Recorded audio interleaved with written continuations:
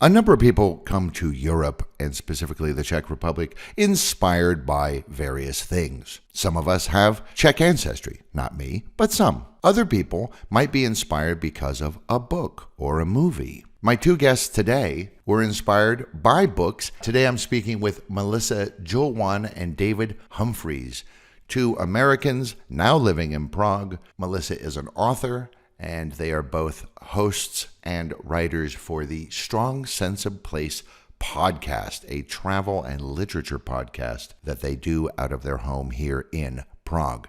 Hello, Mel and David. How are you? Hello. Hi, how are you? Thanks for having us. Thank you for being on. Thank you, everybody, for listening. Don't forget you can subscribe to this podcast, and if you like what we do, you can buy me a coffee through our Buy Me a Coffee page.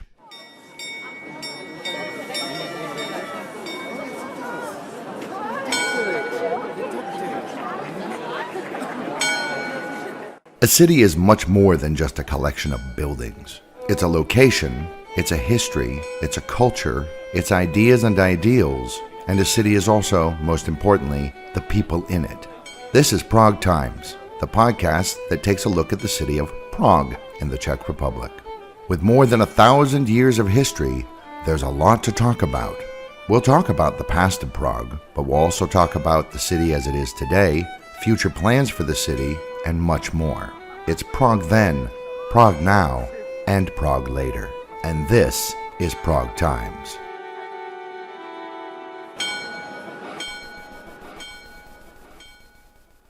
So, Mel and David, the podcast is called Strong Sense of Place. And right off the bat, I got to say, it's a great title. Thanks. The goal is to basically kind of talk about books that give you a sense of a particular location, I guess, yeah? Yes. It came about because obviously we like to travel.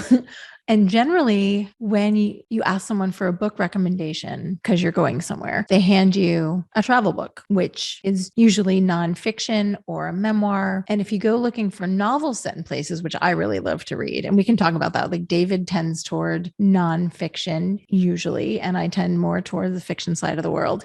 I couldn't find a place that was curating recommendations for books with strong settings. You can find massive lists on the internet, but it was really hard to find someone who was actually reading them and saying, yes, this one actually will give you a sense of the place, as opposed to just saying it's set there, but the story could really be set anywhere. So I started thinking about that and thought, well, we could do that. And here we are. Yeah. Initially, the idea started out as doing a website. And at some point, we realized that it would be better as a podcast. And so we started the podcast. And now the podcast has kind of taken over. Yeah, I kind of had this idea that it was going to be a massive website because our goal is to cover every country in the world. I'm old school. Dave and I have been working in the internet since the 90s. Started. Yeah. So I just had this idea of this massive website. You would have a page for every country. And on that page, it would have, literary cafes and libraries and bookshops and book recommendations. And yeah, we're building to that, but there was no way we were going to launch with that.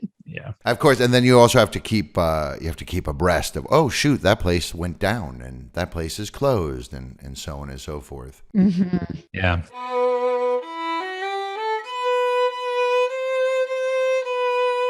So you guys started this in January 2020, sort of I'm going to use the word auspicious time to start a podcast that comes out of your home. There were rumblings in the news that there was this new coronavirus, but I'm going to guess that it's just coincidental. You did not go, hey, man, something's happening in Wuhan. Let's get on the horn and start recording. That is accurate. That is correct. We moved to Prague in 2017, and I'd kind of been working on this project since then in the background. So it's been a long time in the making, and it just coincidentally got launched in January. And then we looked either very smart or prescient because suddenly armchair travel was really the only way anyone could travel. Yeah, that's true. Yeah, that's very true. Happy accident, I guess. Let's call it that. Happy is a weird word there, but yeah. So in your episode, you kind of set up the structure of the way that you are going to deal with the podcast. And the basic structure is you talk for a little bit, talk about the place, maybe some personal things, and then you kind of play this little game of 2 truths and a lie, and then you recommend 5 books, basically. Was that always the structure format, or did you come up with that on the fly the first time you were scripting this out and then went, actually, let's just do that each time? We talked a lot about the structure before we started, so we kind of knew what we were getting into. The very first podcast, we actually say we're going to talk about the memes of a particular place. And then we scrapped that and just started introducing the place just as a 101 section, just a little bit of, frame building for the place that we're talking about, in part because we didn't want to assume how much listeners know. So we kind of introduce it a little bit, talk about the language that's spoken there, the people there, but we also try to touch on the culture and talk about the food and maybe movies set there and that kind of thing. And then, as you say, we do the 2 truths and a lie, which is really an excuse for me to tell stories that I like about a particular place. And then, we get into the 5 books, and it's frequently more than 5. One of the reasons we felt like it was important to do a sort of 101 at the top of the episode is I grew up in rural Pennsylvania and my parents still live there. And when we moved here, the number of people who did not know where we were going when we said we were moving to Prague was shocking. And so we don't want to leave anyone behind. And there are certainly huge holes in my education and my understanding of geography and culture. So we kind of use it as an opportunity to remind ourselves of the place that we're talking about, and also hopefully gently engage people's curiosity about places they don't know about and maybe never thought about traveling to. I kind of have the people I went to high school with in the back of my mind when we're doing this show. It's a strange experience doing this show because for about 2 weeks, we are fully immersed, as much as we can be sitting here in our flat with our computers. We're fully immersed in one place for about 2 weeks. And we try to pump out as much of the cool stuff that we learn about it as we can. And then you have to kind of wipe it from your brain a little bit because you have to fill it up with the next destination. And some of it sticks, but it's a really interesting experience to kind of be like, I'm very hungry for Swedish meatballs right now. And then, 2 weeks later, I'm like, I need a Thai curry. Mm-hmm. Yeah. I mean, we're on a world tour and the destination changes every 2 weeks, but we're not leaving our apartment. And so it's got that same vibe to it where we're seeing and learning all about this new place, and then we're on to the next place. And do you find you start getting sort of travel fatigue, even though you're not actually traveling? I think it's the opposite. It's made me want to visit some places that had not been on my radar before. And it makes me very sad that we can't travel right now. Although I do get to the end of the season and I'm happy that my reading life is my own for a little while. Yeah, there is that. Yeah. There's that. Yeah, I've noticed you guys, you divide it up into seasons. You have 12 in a season? Is that right? Mm-hmm. Yes. And then you seem to take a break of a few months, which is smart. Yeah, we take a break to get away from deadlines for a little bit and to read books that don't necessarily fall into the strong sense of place category because we don't want to stop loving reading. And I mean, the vast majority of the time, I'm reading things that I would love to read anyway. But sometimes there's a book that comes along that I stick with because it is important for the show, not necessarily because I, as a human, would be reading that book. My taste tends towards mysteries and thrillers if I'm just reading to amuse myself. But part of this project is for us to also learn more about the world and to expand our empathy and fill in the holes of our personal experiences. So there are those books that you read that are very rewarding, but that I wouldn't necessarily have picked up if I was just going to kill a Saturday on my own. Yeah, it's like, it's pleasurable, but it's also work. I mean, the best kind of work, but yeah. When you're choosing what books you're going to talk about, I'm going to assume that it sounds like Mel, you read that one. David, you read a different book. Like, you guys aren't both like, okay, now we both are going to read this book. Yeah, we tend to, when we are approaching a place, we will get together and talk about what we're sort of planning on reading for that place. And then as we read through them, some of them don't work out and we shift and make other plans. But yeah, we don't both read the same book. And I try to be, I'm not going to speak for you, Dave. I try to be really deliberate when I'm choosing my books to just generally, I try to do a historical fiction if I can. I try to do something by an author from that destination if I can. I try not to bring my preference for Gothic fiction and manor house stories into it too often, but sometimes I sneak them in.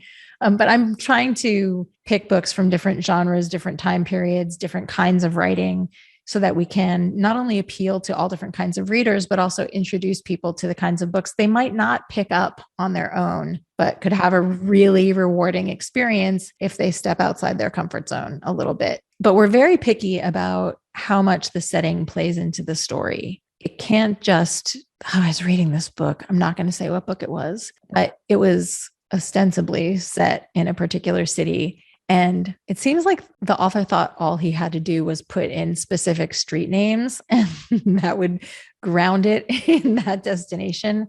And it was so flat and tedious. So I'm very picky about how much the setting plays into the story. I want that place to be a character as much as the characters, or have some kind of influence on the action, or this story can only take place in this specific location. So obviously you guys read a lot of books. Melissa, I know you're on Goodreads. David, are you on Goodreads or no? Do you use it or you don't use it? I don't use it. Ironically, I used it more when I was reading less. I used to have like a TBR list, and now I've got like lists of lists. Yeah. Our whole book tracking situation is massive. Yeah. Intense, as you can probably imagine. We've actually gone nerdier than that, in that we've created a sort of text-based database. We use just to really nerd out, we use an application called BB Edit, which is a text editor. Yeah, you could use any text editor. And we have individual files for each country and each state in the United States. And when we come across a book or a library or a bookshop or recommendation, literary cafe, something interesting happening in the world of writing, we dump it into the country page so that when we get to that country, we have everything in one place. So we have ridiculously long lists of possible books. But then when we get there, I look at that list and think, what if there's something else? And then I go looking on, Google and the internet and all these various places to see what's out there and what I think is, readable and will attract our audience and be interesting and have a strong sense of the thing. And is it, also, can you get it? Like that kind of stuff. And then there's a list that falls out of that. And I parse that list into what I'm actually going to read. So it's a thing. Yeah. How many books do you think you each read a year, roughly? I read a little bit north of 100 a year. So you're reading a book every 3.5 days. Yeah, pretty much. And I really love cinder block books, like between 500 and 700 pages. I get really excited about it. So those are like reading 2 or 3, depending. I really love, because I feel like it slows the storytelling down a little bit and allows for side trips into characters' backstories. And I just really love that. Though, if you're doing the Goodreads annual reading challenge, as my wife does, she gets very frustrated because she's like, man, I just read a 900-page book and it only counts as 1? Now I got to read a short book. Mm-hmm. Yeah. When you mentioned Goodreads, my not very attractive secret is that the primary reason I track my books on Goodreads is because I like to see how well I'm doing against my goal for the year, because Goodreads tells you how ahead or behind you are. Because I keep a physical book journal where I write down the title and the author and where it was set and how many stars I gave it. But then, of course, now we have our database where we keep notes for the show. So I don't really need a third way to track my reading. But the, overachieving A+ student in me wants to see that list of books and see that I'm on track. I'm 8 years old. Just if you could put a gold star in my reading journal, then I might be able to stop using Goodreads. I think that's what Santa Claus needs to do next year. Yeah, I can do that for you. There's an office supply store around the corner. I can get the full every stars. week. I just hand in my list of books that I read, and you give me like a red check mark at the top that says very fine work. Yep. Perfect. Plus. And then once in a while, just to make it seem authentic, you give her a silver star and then she argues with you about it. Oh my gosh. What? and then I cry under my desk for half an hour. Yeah. Thanks for setting that up, man. My blood ran cold when you said Silver Star.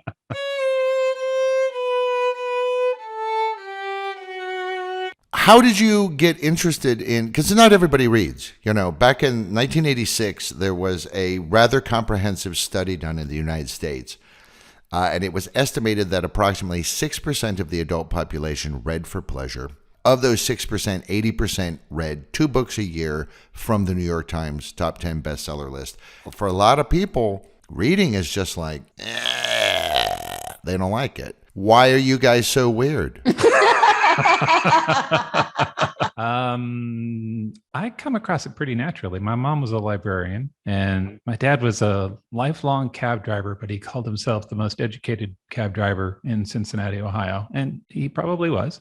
He would bring home stacks of magazines. That was sort of his thing. He'd hit the newsstand back when we had newsstands and bring home a whole bunch of stuff and make a pile and just go through that. Newspapers, magazines, that kind of thing. And I tend to read a lot of books, but I tend to follow sort of my dad's lead on nonfiction and non-required reading, I guess. For me, my dad is a big reader, but he's one of those people that will just read whatever happens to be lying around, which for me that's a weird thing for me. Like I have very strong opinions about what kinds of books I like the best.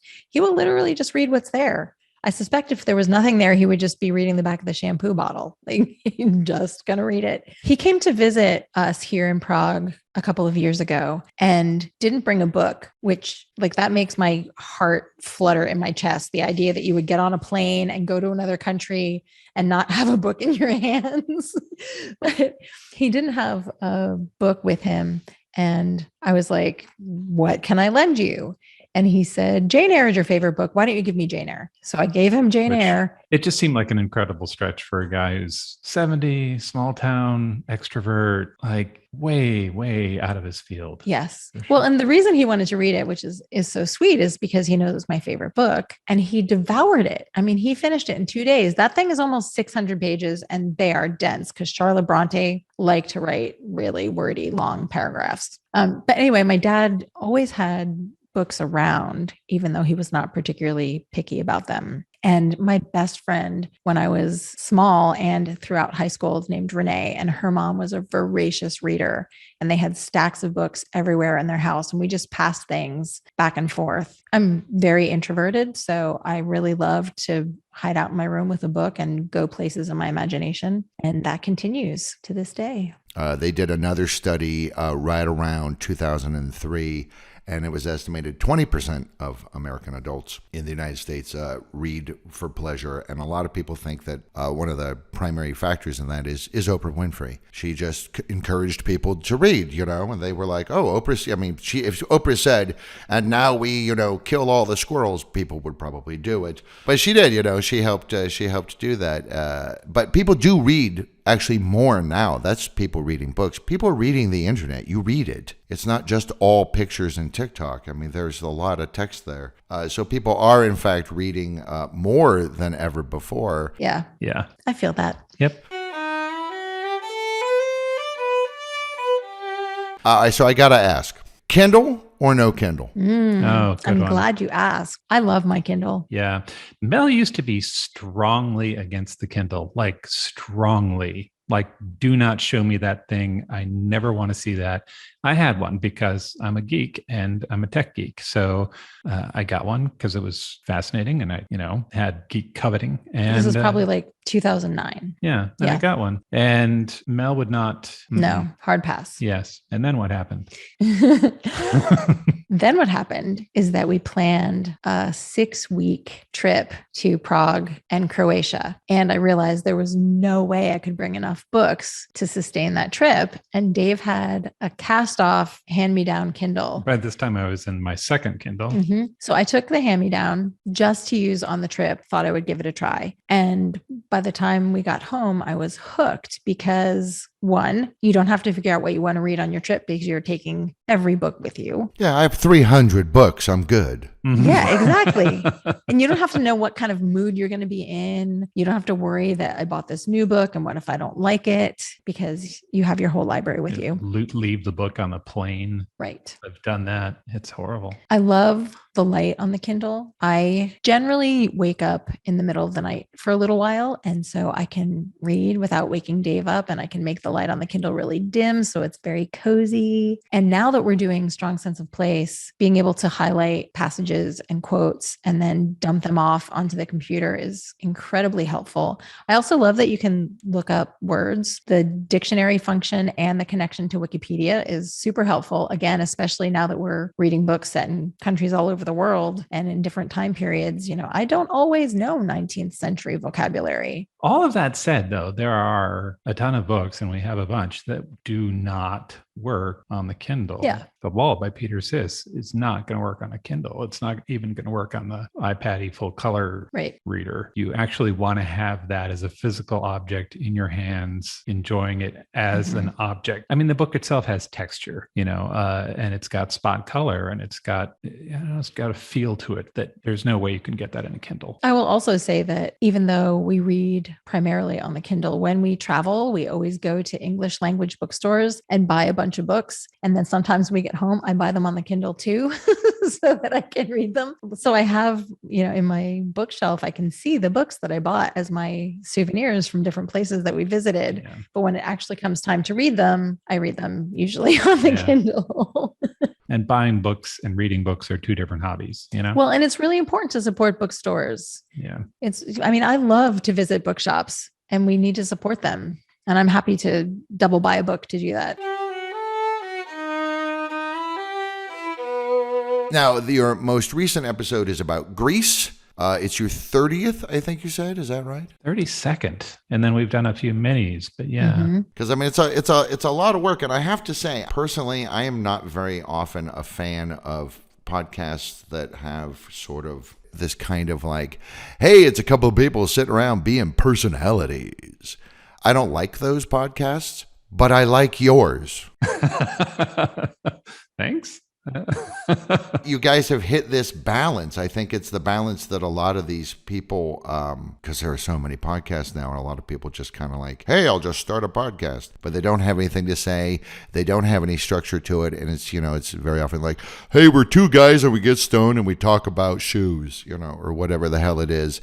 And I know their friends think they're funny, but I'm not your friend and I don't think you're funny. But you guys really find a way to balance meat and it's like there's a sandwich but also a milkshake, if you know what I mean. Like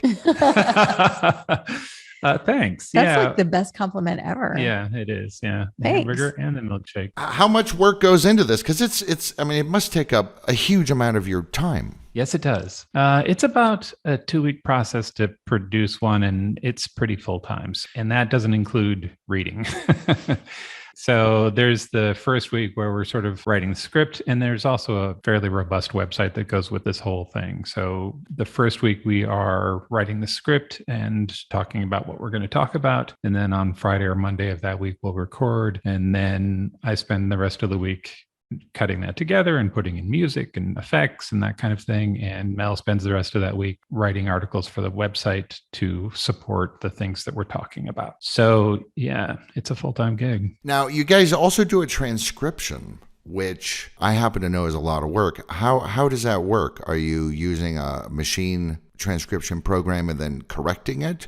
Or are you just throwing it up as is, or how does that work? We use Sonics. The transcription falls into my to-do list, and Sonics does a pretty good job with the machine translation. And then I go through it and clean up punctuation and author names and anything that is kind of wonky. I tested 6 different options before I landed on Sonics. Sonics does really well with names and grammar and punctuation, but it for some reason doesn't differentiate very well between when David and I are speaking. So I often have to go in and break apart the sentences because things that I've said have been ascribed to him.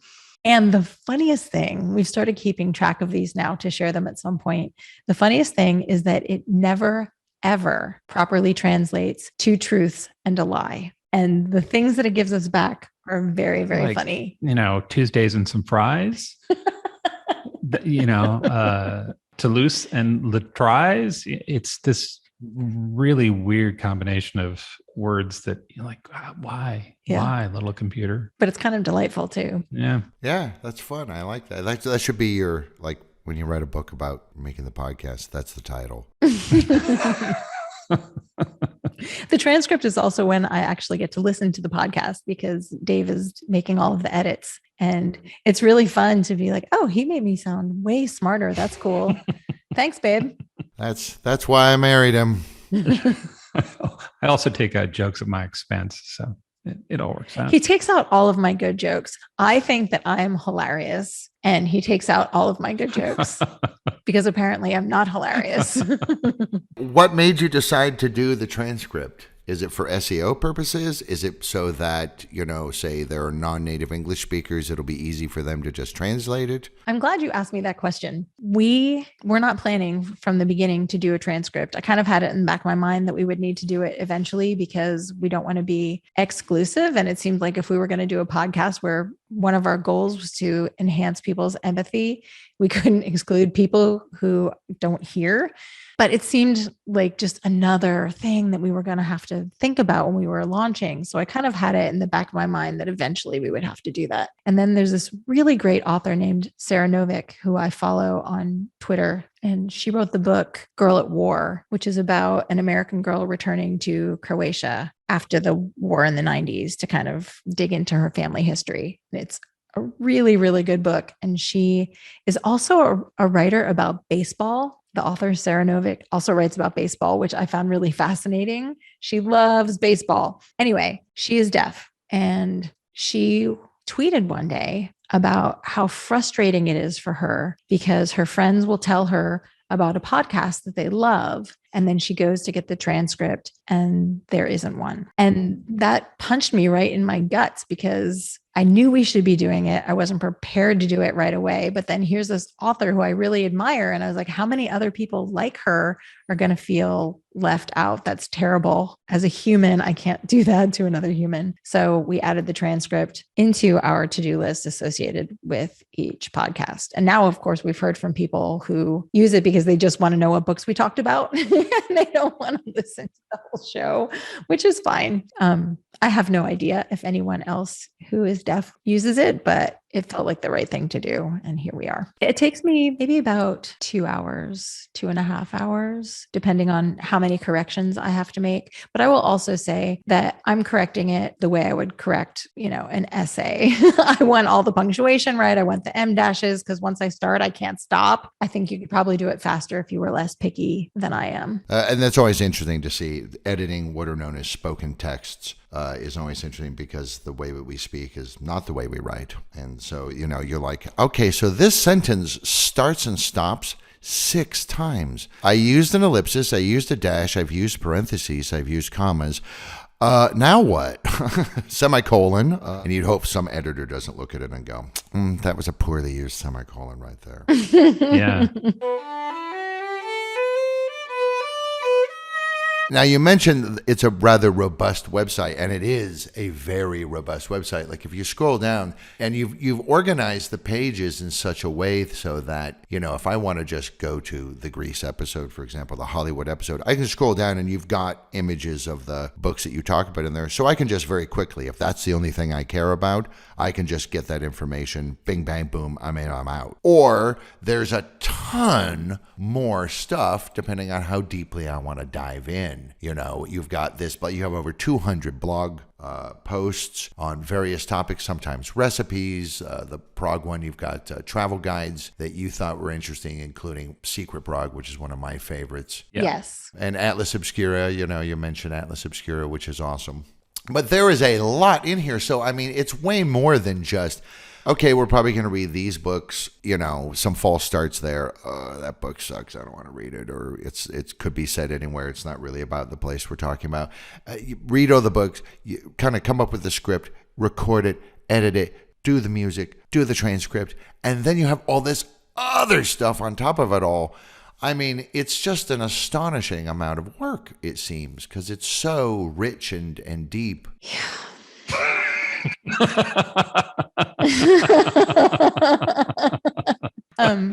So Dave and I come from a web background. He started on the engineering side. I was always on the creative writing side. And throughout our careers, we've done creative projects that kind of land in different buckets. In our previous life, we were cookbook authors, and we produced a series of cookbooks where he did the photography and I did the writing. And then because we have this web background, we did all of the online marketing. And Strong Sense of Place is kind of the culmination of all the things we know how to do. And all of the projects that I've done in my life independently have been because I get really excited about something and I need to tell other people about it. And that's what happens on the website. Like, we keep trying to come up with ways to minimize how much content I'm writing because it's so much work.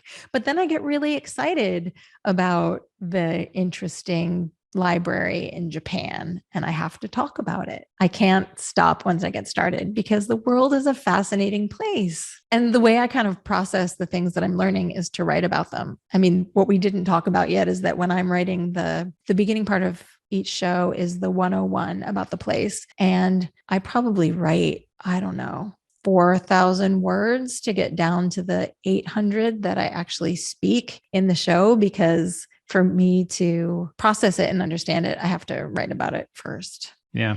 We're bananas over here. Okay. We're just over here in this flat. We got nowhere to go. Yeah. I've already taken my morning walk and here I am with my keyboard and my imagination. It's interesting. You said that you wrote cookbooks. You wrote a lot of cookbooks. It's all paleo stuff. You even were a major contributor to the Living Paleo for Dummies book. The thing that was fascinating about doing that project is that I had a full-time corporate job while we were making the cookbooks. And then the first cookbook came out. It's called Well Fed, and it did very well. And I realized I could quit my full-time job, but I was nervous. So I got this contract to do the Dummies book. And as a writer, that was a really interesting experience because they have those so well codified and figured out that they supply a word template and the formatting drives the content. So it was a pretty easy book to write because you're just plugging in a bulleted list goes here. This is 2 paragraphs of introduction. This kind of information goes in sidebars. Mm-hmm. And the first chapter is 10 reasons why you want to do this. Yeah. I mean, it was basically the word template is holding your hand through the writing process. And because I came from web development, I was kind of used to thinking about writing that way anyway, structuring versus just writing prose. But it was amazing to get that document and be like, wow. They have reduced this to a science. Yeah. Well, and I was the author. Kind of, it's a really interesting experience. And the other thing, I mean, you were talking about how, one of your favorite authors writes these books, but also about baseball.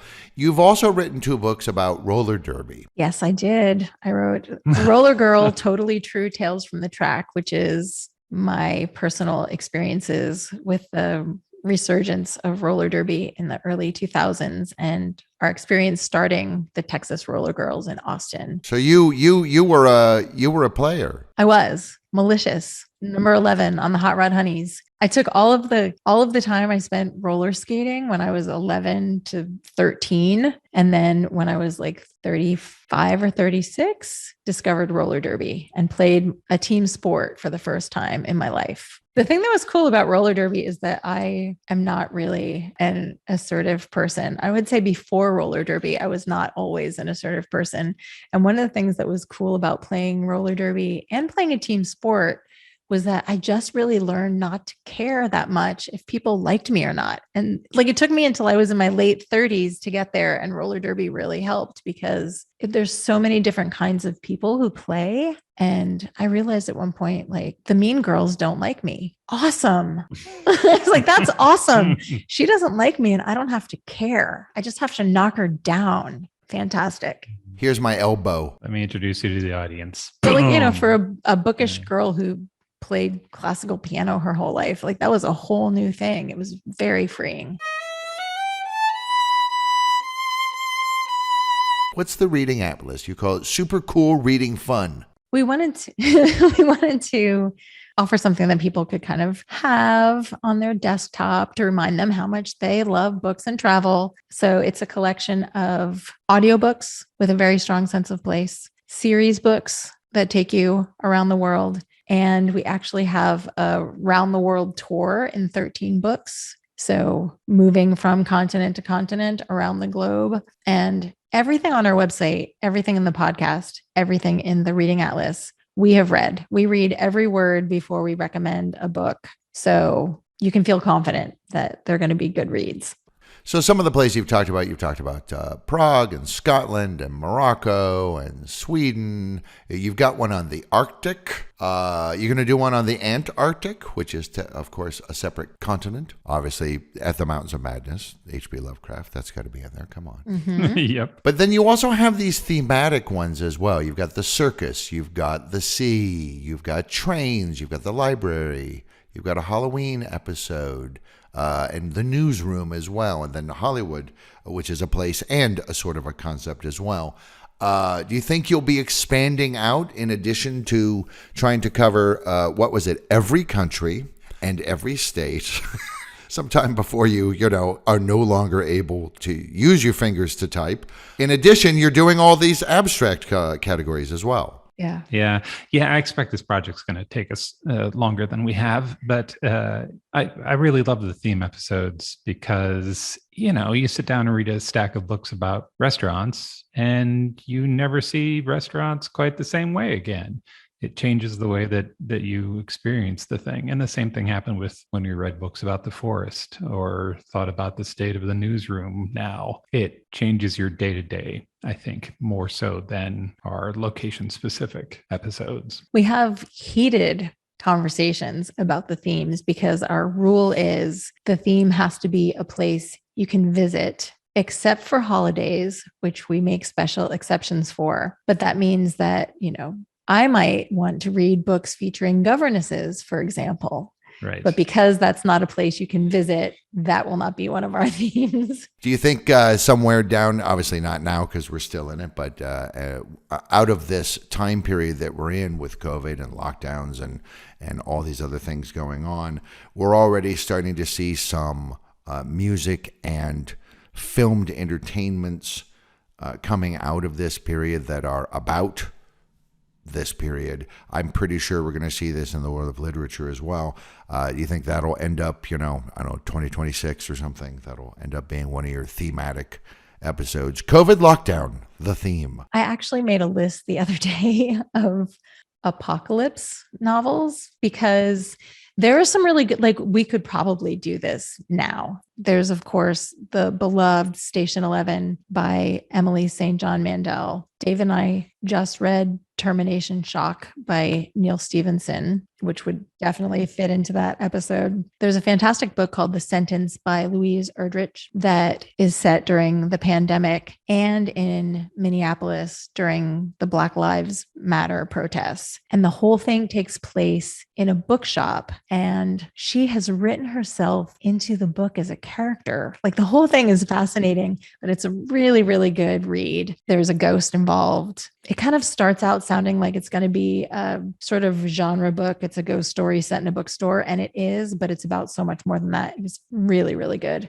The last one that I wanted to mention is Our Country Friends by Gary Steingart. It's set in March 2020. So just at the beginning of when the pandemic was starting. And it's kind of a kooky, blackly funny, but also in some parts very sad novel about a Russian-born author and his Russian-born wife. They're in the United States and they have a house in upstate New York, and they invite a bunch of people to come and quarantine with them. And it's just about the weirdness that was March 2020 and what these disparate people talk about and goofy things they do as they're hiding out in this house in upstate New York. All right. Top of the head. Don't think about it too hard. Favorite book you read in 2021? Go. Oh, So easy. I got it. The Kingdoms by Natasha Pulley. Really? I didn't like it. Oh no, really? I love her. I love her work. And I don't like time travel stories. And I just love that book. Do you ever do this where you you tell somebody your favorite book and they go, oh, I hated that book. And you go, I don't think we're going to be friends anymore. That's one of actually my favorite things about talking to people about books when I love a book and they don't. I love that. Like we both read the same story and had really different experiences of it. And that is so cool. My favorite book of the year was a book I read for our Afghanistan episode. It's called Games Without Rules. It's a history of Afghanistan. It was written by Tamim Ansari. I love that book because it is a combination of history and storytelling that I found really compelling. It is very much that vibe of, again, sitting in a bar and talking to the guy next to you.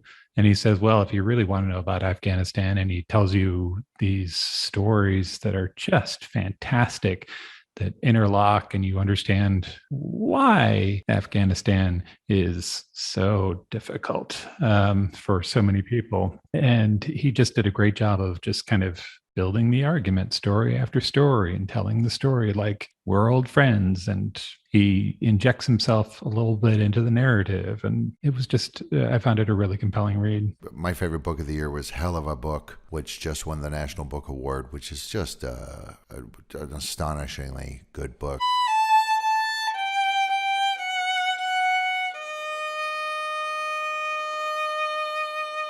Like there was a time, I don't know, 10 years ago, 15 years ago, where I kind of realized that there are two things that are true. One is that the story that you tell yourself is your truth, right? That is your truth. And the other thing is the story that you tell yourself could very well be a lie, And so both of those things are true at the same time somehow, that the flexibility of narrative is intriguing and dangerous and often more truthful than what actually happens. I watched this great documentary a while ago about filmmaking, and the narrator started by saying that Steven Spielberg shot D-Day for Saving Private Ryan on the beaches of Ireland. And then he says he's telling you a lie so he can tell you the truth. I was like, yeah, he really is. Well, we humans, this is what we do. I think this is the big differentiator is we tell stories. Yeah. Yep. Sometimes for good and sometimes for ill. All right, fascinating stuff. Obviously, we could talk about this stuff all day, and I know I say that every episode, but gosh darn it, I mean it. For those of you who are readers, or for those of you who are travelers, or for those of you who love podcasts, or for those of you where all three of those intersect, Strong Sense of Place is certainly tailor-made for you. I'd like to thank my guests, Melissa Joulwan and David Humphreys, writers, illustrators, photographers, podcasters, lockdown victims, and Prague residents and expatriates. Thank you very much for talking to me today, guys. Super interesting, stimulating stuff. Thank you so much. It was a real pleasure to talk to you. I am always happy to talk about books. So thank you very much. Thank you. Thank you for listening to this episode of Prague Times. If you liked this episode, be sure to like it or share it and tell your friends. Check us out on all of our social media platforms for extra goodies as well. Until next time, this has been Prague Times.